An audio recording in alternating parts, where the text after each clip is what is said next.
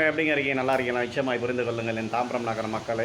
நீங்கள் நீங்கள் நிச்சயமாக ஒரு மாற்றத்தை தாம்பரத்தில் காண வேண்டும் என்றால் எனக்கே ஓட்டெழுத்தில் என்னை வெற்றி பெற செய்ய வேண்டும் என்பதை மிக தாழ்மையுடன் கேட்டுக்கொண்டு இப்பதிவினை உங்களுக்காக பதிவிடுகிறேன். நிச்சயமாக புரிந்து கொள்ளுங்கள். நான் தாம்பரம் எம்எல்ஏ, ஆனால் தாம்பரத்தில் பிச்சைக்காரர்கள் இல்லாத நகரமாக மாறக்கூடிய சூழல் உருவாகும். ஒவ்வொரு பிச்சைக்காரர்களையும் எங்கெங்கு பிச்சை எடுக்கிறார்கள் என்பதை எங்கள் குழு ஆராய்ந்து அந்த பிச்சைக்காரர்கள் நிலையறிந்து அவர்கள் அடுத்த நிலைக்கு செல்ல என்னென்ன செய்ய வேண்டுமோ அதை எங்கள் குழு அவர்களோடு இருந்து பயணிக்கும். நிச்சயமாக அந்த சூழலை நீங்கள் பார்க்கலாம். நிச்சயமாக அவர்கள் அடுத்த நிலைக்கு செல்வது என்பது வெகு வெகு எளிதான காரியம். அதற்காக நல்லவர்கள், வல்லவர்கள், புரிந்தவர்கள், தாம்பரத்தை மாநகரத்தை மாற்றக்கூடிய பல நல்லுள்ளங்கள் இங்கே இருக்கிறார்கள். அவர்களை கொண்டு அந்த பிச்சை எடுக்கும்